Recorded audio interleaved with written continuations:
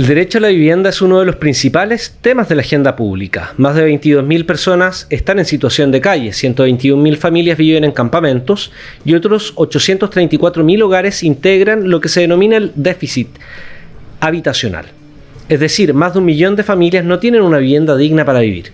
El gobierno de Boric tuvo como objetivo la construcción de 260.000 viviendas, cumpliendo la meta, pero esto solo contuvo el déficit habitacional, no logró reducirlo. La apuesta del gobierno entrante es igual de ambiciosa, pero contrasta con los anuncios generales realizados en materia presupuestaria. Este objetivo, sin lugar a dudas, implicará mayor gasto social, por lo cual resulta contradictorio con los anuncios de reducción de un 3% para este ministerio. Además, el foco hasta la fecha ha estado en la reconstrucción de las zonas afectadas por los últimos grandes incendios en las regiones de Valparaíso y Biobío. Quien está a cargo de esta misión es el polémico urbanista y arquitecto Iván Poduje, quien no solo ha entrado con una actitud prepotente hacia la prensa y a sus adversarios políticos, sino que también ha tenido esta actitud en contra de los propios pobladores que ha visitado, gritándole incluso a uno para que dejara el país.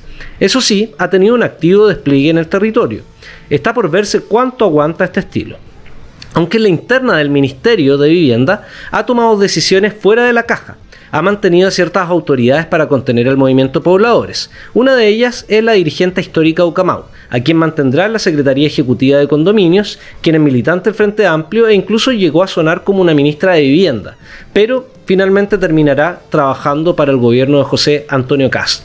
Todavía es muy pronto para evaluar la gestión del ministro Poduje, lleva apenas menos de un mes. Sin embargo, ya sabemos que el movimiento de pobladores será uno de los actores sociales más relevantes en este gobierno y sin lugar a dudas será uno de los temas que seguiremos hablando en Sentido Común. Bienvenidas y bienvenidos a un nuevo programa.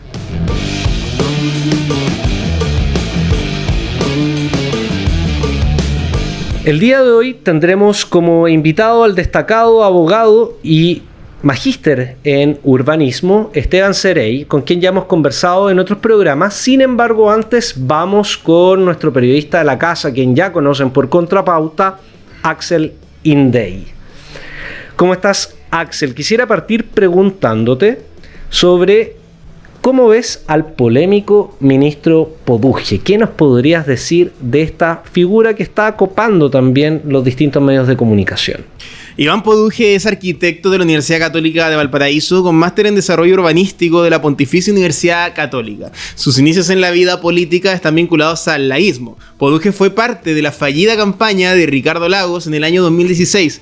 Más tarde ingresó al gobierno de Sebastián Piñera como asesor del entonces ministro de Vivienda, Cristian Monkeberg. Allí colaboró en un plan de regeneración de barrios históricos y sectores vulnerables. Y más tarde, en el 2021, Iván Poduje colaboró con Evelyn Matei para liderar la recuperación de barrios afectados por el narcotráfico. Sin embargo, su salto a la vitrina pública nacional se dio más tarde, cuando ingresó como panelista estable al programa Sin Filtros, una etapa marcada por una serie de controversias que culminaron con su retiro voluntario del programa en enero del año 2025. Poduje también intentó convertirse en alcalde de Viña del Mar en el 2024, sin embargo, en aquel entonces perdió frente a Macarena Ripamonti, quien alcanzó un 51% de las preferencias en dicha elección. Uno de los episodios más polémicos protagonizados por el actual ministro está vinculado precisamente al programa Sin Filtros. Esto porque durante su campaña a la alcaldía de Viña del Mar se supo que Iván Poduje había pagado más de 30 millones de pesos a Sila Inc., empresa vinculada a Gastón Calcagno, que es el propietario de la productora a cargo del programa Sin Filtros. En aquel momento la información tensionó su discurso de campaña austera que Iván Poduje sostuvo durante todo ese proceso electoral. Todo esto concluyó con la salida de Poduje del programa tras acusar a la producción de haber actuado a sus espaldas. Esto porque Pancho Rego, quien también estaba involucrado en ese caso, defendió en pantalla esos millonarios pagos. Otro punto crítico en el historial del ministro ocurrió en el año 2025, cuando el Consejo de Defensa del Estado interpuso una demanda solicitando a Poduje que reintegrara alrededor de 12,4 millones de pesos por pagos que habría recibido de forma indebida como consejero del Consejo de Concesiones del MOP entre julio y septiembre del año 2020. Además de esto, en plena campaña presidencial, un reportaje de CIPER vinculó a Poduje con cuentas anónimas de la red social X que habían difundido mensajes de odio, desinformación y ataques políticos contra Evelyn Matei y Janet Jara. La investigación expuso conversaciones privadas entre el arquitecto y usuarios asociados a esas campañas, en las que intercambiaba mensajes cordiales, agradecía apoyos e incluso dejaba entrever cercanía con algunos de esos perfiles. En resumen, sus declaraciones polémicas, su tono confrontacional, su trayectoria marcada por cambios de postura y los cuestionamientos por eventuales conflictos de interés y una deuda superior a los 12 millones de pesos, abre la interrogante sobre cuán preparado está Iván Poduje para liderar un ministerio especialmente sensible tras las recientes catástrofes que han afectado a nuestro país.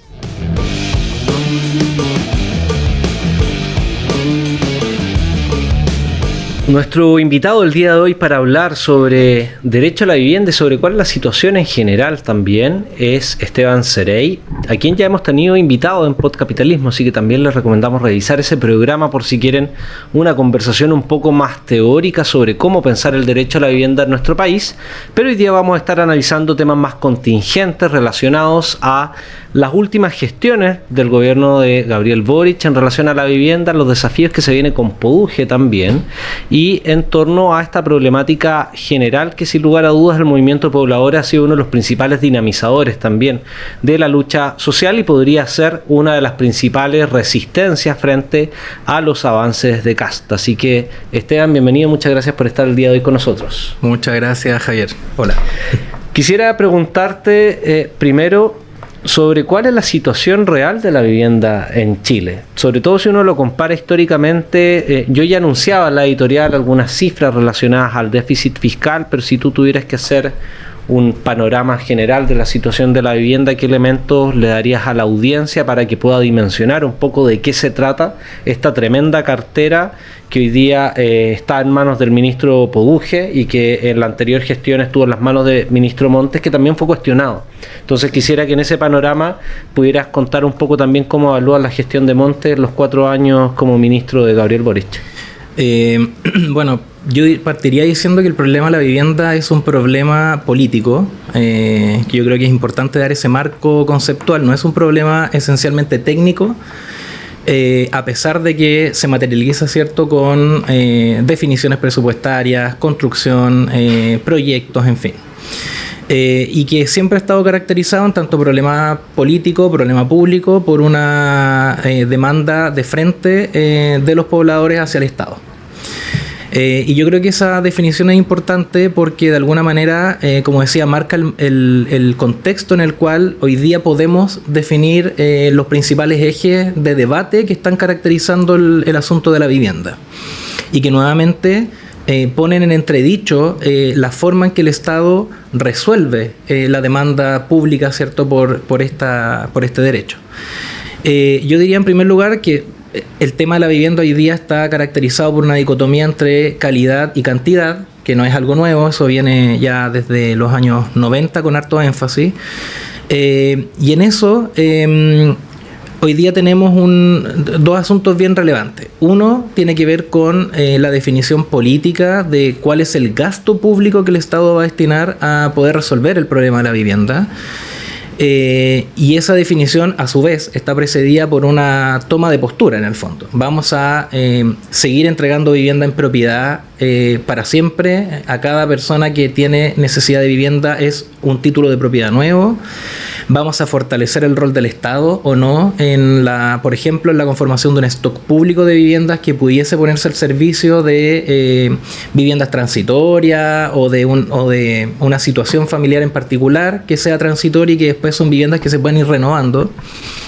O lisa y llanamente el Estado va a dejar de tener un rol activo en esta situación, relegando en el fondo la iniciativa al sector privado.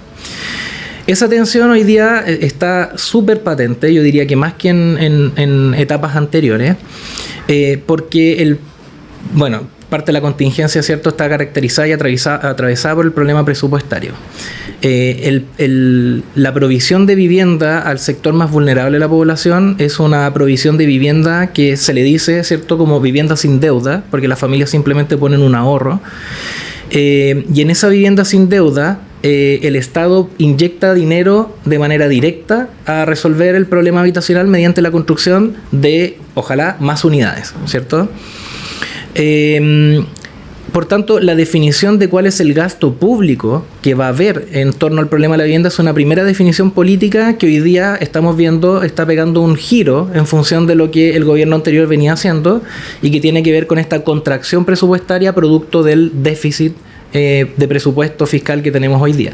Por cierto, el déficit es real, no es que no exista el déficit, pero creo que hay una definición política que está en relación a ese déficit y que nos lleva ineludiblemente a hablar sobre cuáles son las prioridades que la actual administración del Estado tiene para estos 4 años que vienen y que estamos viendo, está dando luces de que va por otros caminos, ¿cierto? Y ahí también, para situar el debate, quisiera hacerte una pregunta en relación a un contexto más histórico. Si pudieras comparar cómo eran las políticas habitacionales del gobierno de Frei o del gobierno de Allende, donde veíamos todavía barrios históricos como Villa Frei o las Torres de Tajamar, que hoy día son parte de la clase media alta en la que adquiere esas viviendas, que en algún momento fueron viviendas sociales, y que precisamente combinaba también, cómo lo ves en relación a esta cantidad-calidad, ¿no? Claro. Que los números, si uno los compara, por ejemplo, mañana vamos a tener de entrevistado a Jorge Magasic, quien escribió sobre la Unidad Popular, y revisando uno de sus libros, mencionaba ahí también que en la Unidad Popular se llegaron a construir 50.000 viviendas al año, que si uno proyecta es una cifra relativamente similar a la que se construyeron en el gobierno de Boric, con menos de la mitad de la población que tiene el país actual. Entonces, ¿cómo verías que la privatización, el neoliberalismo durante la dictadura afectó la política habitacional que se venía desarrollando en el país, que de alguna forma se truncó y que nos expresa hoy día un poco también este déficit habitacional que estamos viviendo? Evidentemente, la dictadura realiza una modificación muy profunda respecto de cómo se aborda el problema de la vivienda, pero aún así resulta difícil comparar.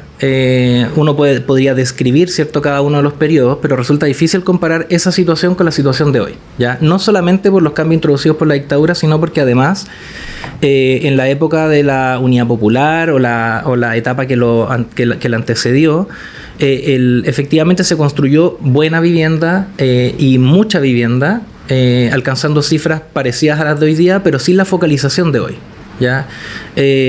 Los pobladores, los gremios, inclusive las Fuerzas Armadas a través de lo que eran las divisiones de bienestar, fueron beneficiarias de vivienda, pero muchas veces también mediante el endeudamiento privado, sin intereses, sin medidas hipotecarias salvajes como las que vemos en el mercado actualmente, pero sí pagando letras de crédito y cuotas en el fondo hipotecarias al Estado.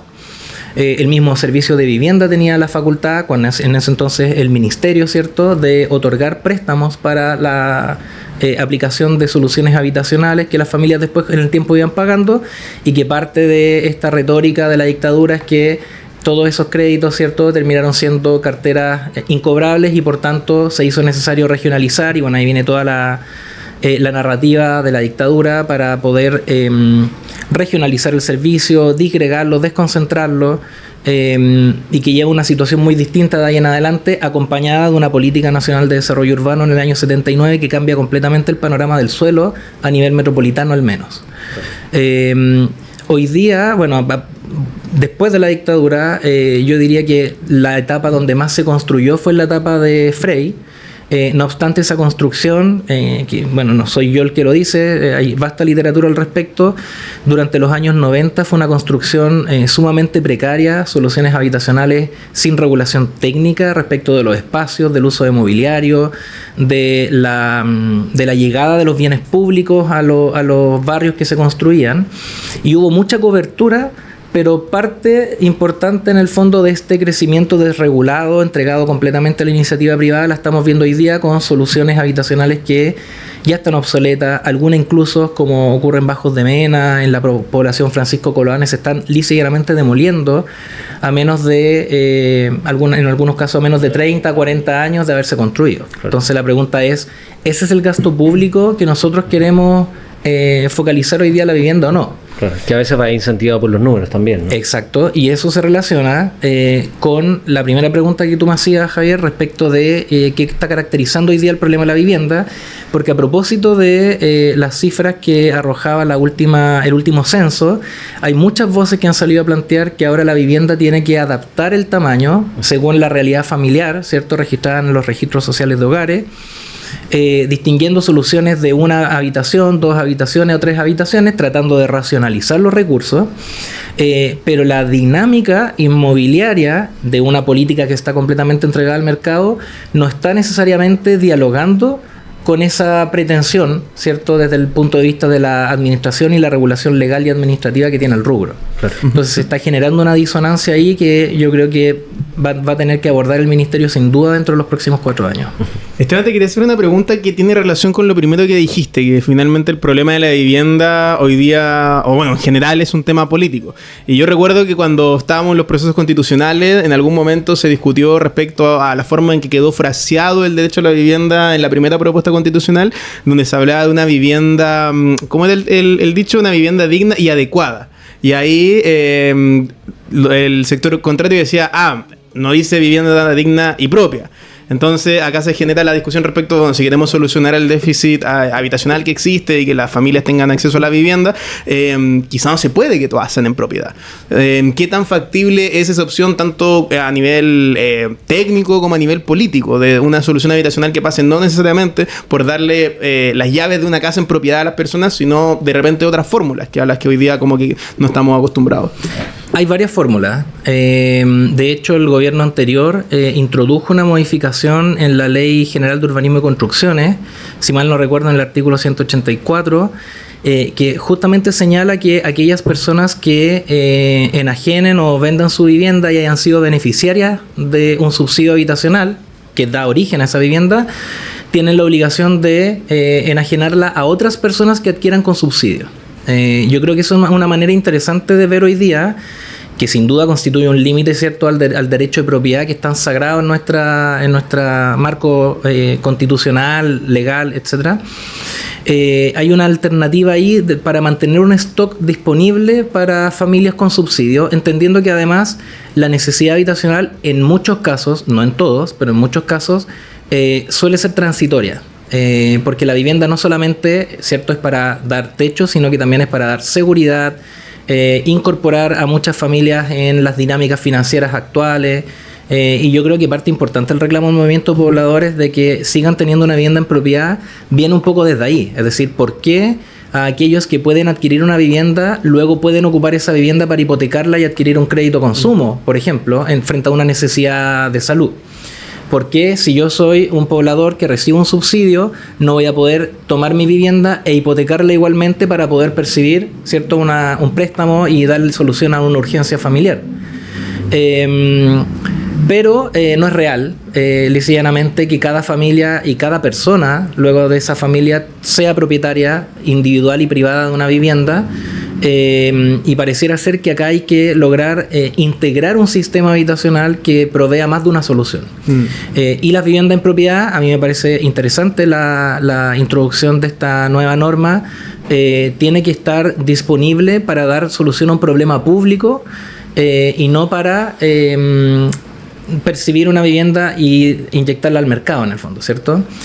Pudiendo ser hipotecada, pudiendo ser inclusive arrendada en algunas circunstancias a otras personas con subsidio, por ejemplo.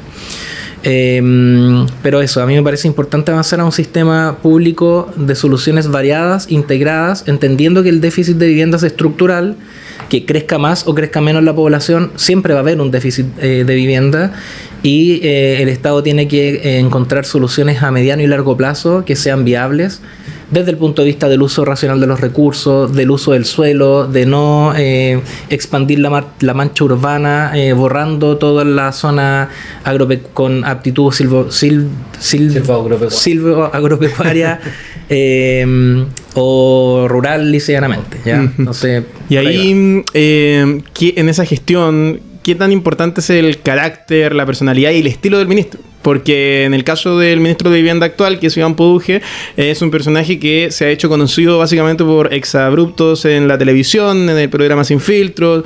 Lo hemos visto también esa misma actitud hoy día como cabeza del ministerio, enfrentándose con pobladores, enfrentándose con comités de vivienda. Entonces, ¿cómo puede impactar o no, crees tú, el estilo confrontacional que tiene el ministro de Vivienda en la relación con los comités de vivienda, con los pobladores, para dar solución a dichas problemáticas? Mira, siendo bien honesto, yo creo que es temprano para realizar un juicio. No va ni siquiera un mes de gobierno ni de gestión del ministro. No obstante, aparecen ciertas dicotomías que yo creo que es interesante empezar a mirar. Y no solamente me voy a concentrar en el tema del carácter, porque yo creo que el tema del carácter a algunos le puede gustar más, a otros menos. Yo creo que tiene que ver con el fenómeno de cómo la administración del Estado enfrenta el problema. Y yo creo que el ministro representa eso de alguna manera. Es el representante del gobierno, ¿cierto?, en la solución del problema habitacional. Primer punto, el ministro es un ministro que al menos durante estas 3 primeras semanas se ha mostrado absolutamente en terreno y disponible a hablar en el 1 a 1 con las familias, ¿ya? Eso en general no es tan frecuente en los ministros, y yo creo que hay una recogida de información en terreno que el ministro ha querido imprimirle a este primer mes de administración al menos. Ha señalado, y no solamente él, sino que también la subsecretaria Natalia Aguilar, han señalado que este gobierno está interesado en impulsar la construcción de casas antes que de edificios de departamentos, por ejemplo. Ahí hay una característica que vamos a ver cómo se resuelve, porque no está muy en sintonía, ¿cierto?, con las posibilidades que la política pública está dando para la adquisición de suelo bien localizado, y para la solución de la cantidad de soluciones habitacionales, valga la redundancia, que el gobierno está planteando que es necesario avanzar. En tercer lugar, respecto del carácter propiamente tal, efectivamente choca de alguna manera ver al ministro como empoderado, ¿cierto?, entrando en diálogo directo con algunas personas en poblaciones o en conjuntos habitacionales de algunos sectores. No obstante, hay un giro que este gobierno y este ministro en particular está queriendo hacer, que lo ha declarado públicamente, por cierto, que es eliminar la figura de los asesores. Que este ministro dice: yo voy a hablar directamente con los comités de vivienda. Eso tiene dos caras de la moneda, como todas las cosas. Por una parte, efectivamente hay asesores que poco y nada y muy mal le han hecho a un montón de comités, incluso aquí mismo en la región metropolitana hay célebres y tristes ejemplos al respecto, pero hay muchos otros que son asesores que cumplen una función real de mediación entre el Estado, el funcionamiento de la administración del Estado y una serie de comités. Con algunas inclinaciones político-partidistas, en otros casos no, pero la figura del asesor está en una zona gris de la política habitacional que no está regulada, y yo creo que más allá de hablar de asesores o no asesores, el gobierno lo que debiese hacer, y en particular este ministro, es avanzar en la regulación de este rol de asesores. Sin ir más lejos, los mismos dirigentes territoriales, sean dirigentes de vivienda, de juntas de vecinos, etcétera, hoy día no tienen estatutos de protección. Son personas que dedican tiempo, recursos, energía en aprender y entender cómo funciona la administración del Estado, cuáles son los objetivos que persigue el comité, y tratar de materializarlos, ¿cierto?, en un montón de reuniones, en lobby, en conversaciones con empresas del mundo privado, en fin, para poder viabilizar proyectos de vivienda. Y ese rol hoy día no está reconocido, no está regulado. Van de la mano con los asesores, dado que esto es un problema político, como decía al principio. La mediación política en el rubro y en la política de vivienda en general está muy presente, y es complicado hablar en blanco y negro de ya no más asesores, mañana sí hay asesores, sino que yo avanzaría más bien en ir viendo cómo regulamos el asunto para que tengamos buenos asesores el día de mañana en caso de haberlos, o también que los comités puedan autónomamente tramitar, seguir adelante en el fondo con sus respectivos proyectos. Y en la relación con los movimientos de pobladores, ¿cómo ves que podría desempeñarse el ministro Pubuje? Porque por un lado uno podría decir la principal amenaza a la gestión de un ministerio son los comités de vivienda, los movimientos pobladores, que son los que frecuentemente se toman las oficinas del Serviu, de los ministerios de vivienda, para lograr acelerar algunos proyectos o incluso de ponerlos en agenda. Pero por otro lado también veíamos una decisión anunciada el día de ayer de que una de las principales voceras de uno de los principales movimientos pobladores de Ucamau, que también sonó como incluso ministra de la vivienda del gobierno de Gabriel Boric, hoy día seguiría a cargo de la Secretaría Ejecutiva de condominios, que uno podría interpretar ese gesto como un intento de cooptación o de búsqueda de información respecto a quienes son el principal interlocutor en términos de organización que el movimiento Pobladores para con el ministro. A ver, yo creo que yo quiero pensar que el movimiento de pobladores es cuantiosamente superior a la definición de un puro movimiento, que en este caso es Ucamau, sin menospreciar, ¿cierto?, el rol protagónico que esa organización ha tenido en la gestación del movimiento Pobladores durante la última década acá en Chile y sobre todo en Santiago. No obstante, la estrategia del gobierno está bastante clara. En el fondo, la eliminación de asesores como interlocutores válidos con el ministerio, la eliminación de este consejo asesor que Montes había en algún minuto, que le dio mucha vida, ¿cierto?, donde estaban los principales voceros y asesores de los movimientos por la vivienda en la región metropolitana y también en otras regiones. Da señales de que este gobierno no está en la sintonía, ¿cierto?, de trabajar en conjunto con los comités de vivienda, sino que más bien recibir las demandas, ver cómo se procesan en el marco institucional con las directrices que el ministerio establezca y cómo de ahí en adelante se pueden gestar o no proyectos habitacionales. Eso claramente, por cierto, no es nuevo. En general, salvo el gobierno de Gabriel Boric y la administración de Montes, en los gobiernos anteriores fue así. Yo recuerdo muy patentemente, incluso estando en pandemia con Piñera II, el subsecretario Guillermo Rolando tenía una posición muy marcada respecto de cómo resolver el problema por la vivienda, que no era ni de cooptación ni de trabajo conjunto, sino que era un trabajo más bien, oye, ustedes están en esta vereda, nosotros estamos en esta otra, déjenos a nosotros resolver el problema. Y yo creo que la fortuna o el éxito de la administración bajo esa forma de trabajo se va a ver en números. Y el movimiento Pobladores en ese sentido hoy día está alerta, está reorganizándose, está poniendo sobre la mesa la continuidad de procesos que venían dándose con el gobierno de Gabriel Boric y queriendo que esos procesos lógicamente continúen. Y yo creo que todavía es pronto para evaluar si el ministro está o no haciéndolo bien en ese tipo de resultados cuantificables, pero yo creo que el trabajo no con el ministro va a depender, desde el movimiento Pobladores, del éxito que tenga, que esos proyectos avancen efectivamente y le den solución a las familias de esos movimientos. Y hay uno de los temas que también mencionabas, Esteban, dice relación con la tensión presupuestaria, ¿no?, de estos objetivos por tratar de satisfacer más soluciones habitacionales, pero con el riesgo de que el presupuesto no dé. Y ya también hay síntomas que manifiestan eso. Por ejemplo, Poduje anunció que no iba a construir, o sea, a expropiar Colonia de Dignidad, señaló un problema presupuestario, aunque sabemos que hay otras cuestiones de fondo, que de hecho ayer analizamos con Alicia Lira y con Marcelo Acevedo, quienes representan instituciones históricas por la defensa de los derechos humanos. También anunció lo de no más plata a la ciclovía y le tiró la pelota a Orrego, pero cómo también se expresa esa tensión presupuestaria al momento de ofrecer soluciones habitacionales reales y no que exista un incentivo a que simplemente hayan números de muchas viviendas que al final no te cumplan con el requisito mínimo de una vivienda digna, que debiese ser el estándar mínimo para satisfacer la necesidad de vivienda. Ahí está el peligro, justamente. Yo creo que las voces que mencionaba hace un rato atrás, que han empezado a señalar que hay que bajar el estándar a las viviendas en tamaño, en calidad, en fin, para poder construir más con menos recursos, es un camino peligroso y que de alguna manera recuerda esta política nefasta de los años 90, que construyó mucho pero que entregó soluciones que tenían fecha de caducidad. El problema presupuestario, por otro lado, es un problema real. Yo creo que hoy día el ministro y este gobierno está metido en una camisa de fuerza en algún sentido, porque el déficit del ministerio efectivamente anda en torno a los 260.000 millones, que comprometen parte importante de la gestión presupuestaria del año en curso.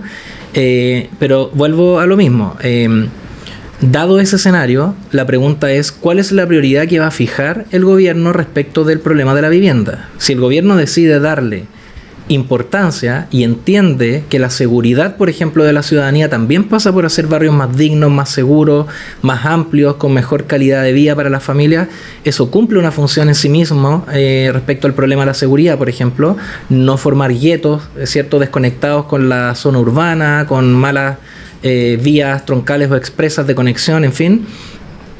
Es un gobierno que podría perfectamente resolver el problema.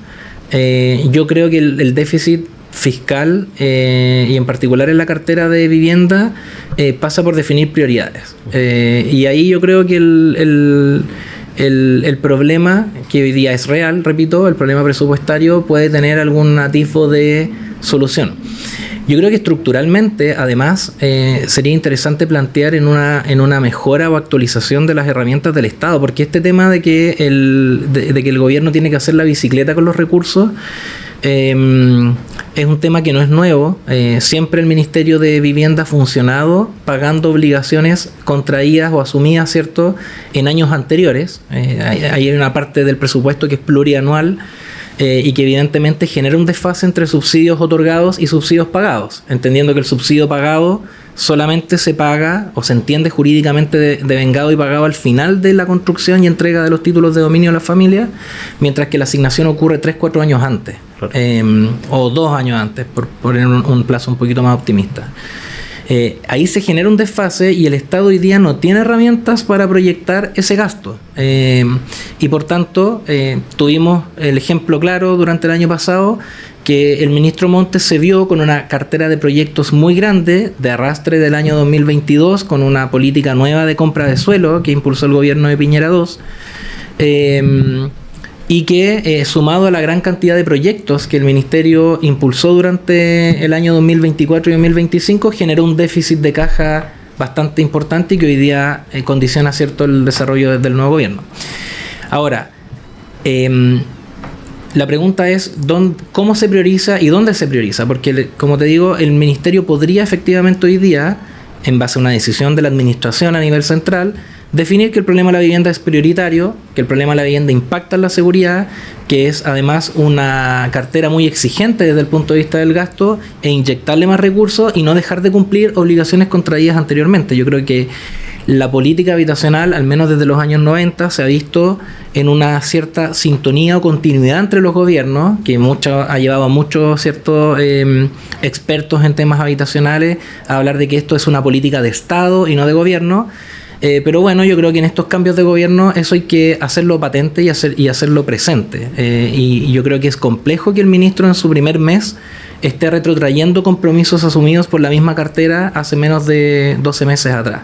Y ahí hay un punto importante que hacer, al cual yo creo que hay que buscarle soluciones que no tengan que ver con echar para atrás esos compromisos, sino que ver cómo se cumplen sin dejar de proveer la vivienda que hay que proveer. O sea, tenemos que saber caminar y mascar chicle al mismo tiempo. Esteban, te quiero preguntar sobre uno de los temas más complejos que probablemente va a tener que enfrentar el ministro Poduje, que tiene que ver con la megatoma de San Antonio. Son más de 10.000 familias, niños, ancianos, y si bien el gobierno anterior avanzó en expropiar parte de ese terreno, el ministro Poduje dijo que él era partidario de desalojar mediante el uso de la fuerza. Entonces, ahí está, claro, hay una señal política que intenta dar de firmeza, pero en términos de factibilidad es bien compleja esa situación porque te puede generar un drama humanitario gigantesco.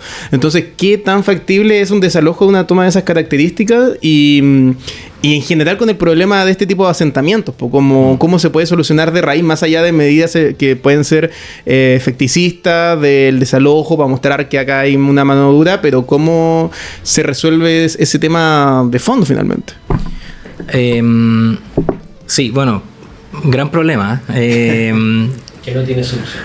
Claro, pareciera ser que eso es, ¿no? Sí, yo creo que no es que no tenga soluciones, que tiene más de una solución. Y el debate político se juega en eso, en cuántos recursos destinamos. Hay un temor, una creencia que en general ronda como las discusiones en torno a este tema de la toma de San Antonio, que dice que en la medida que el gobierno expropie, pague el terreno y construya una solución habitacional para las familias de esta megatoma, está dando un ejemplo, y que al día siguiente toda la gente va a ir a estar en campamentos para poder tener terreno y reclamarle al Estado que les construya sus soluciones habitacionales en esos terrenos. Y yo creo que eso es un mito.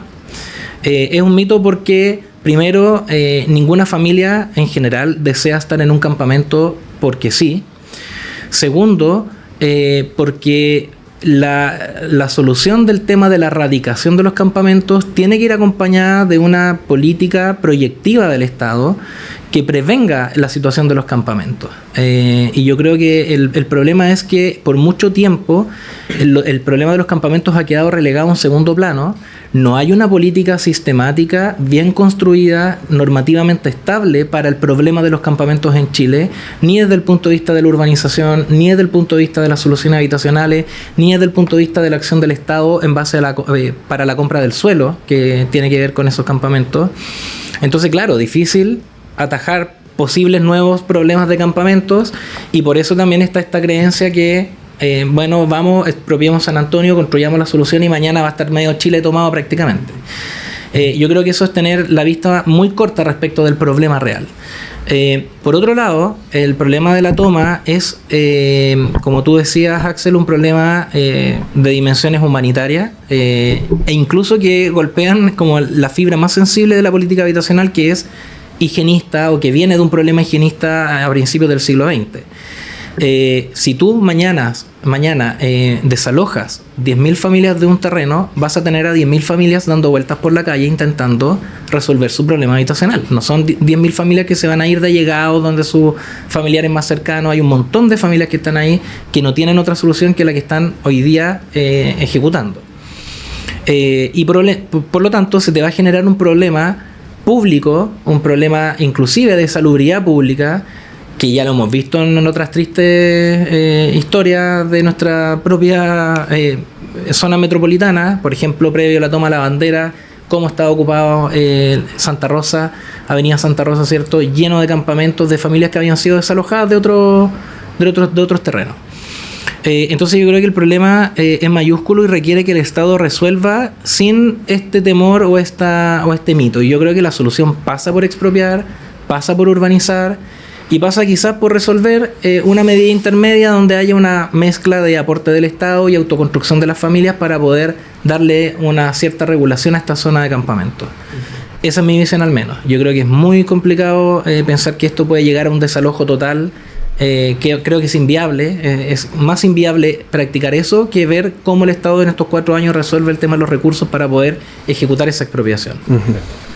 Bueno, Esteban, muchas gracias por compartir el día de hoy con nosotros. Tal como anunciaba, es difícil evaluar lo que ha hecho Poduje, más allá de sus dichos, porque recién llevan menos de un mes.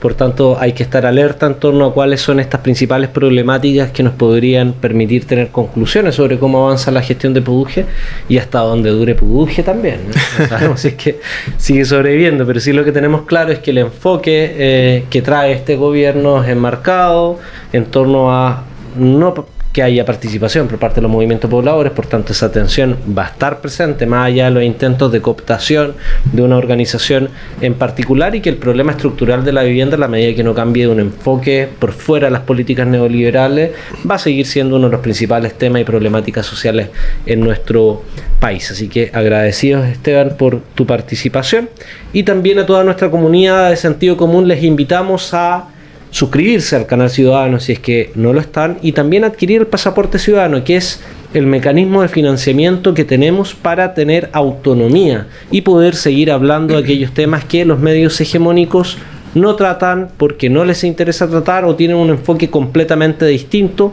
al que desde este humilde espacio realizamos de lunes a jueves a las 6 de la tarde. Así que nos vemos hasta un próximo programa Sentido Común, mañana a las 6 por el mismo canal de siempre. Hasta la próxima.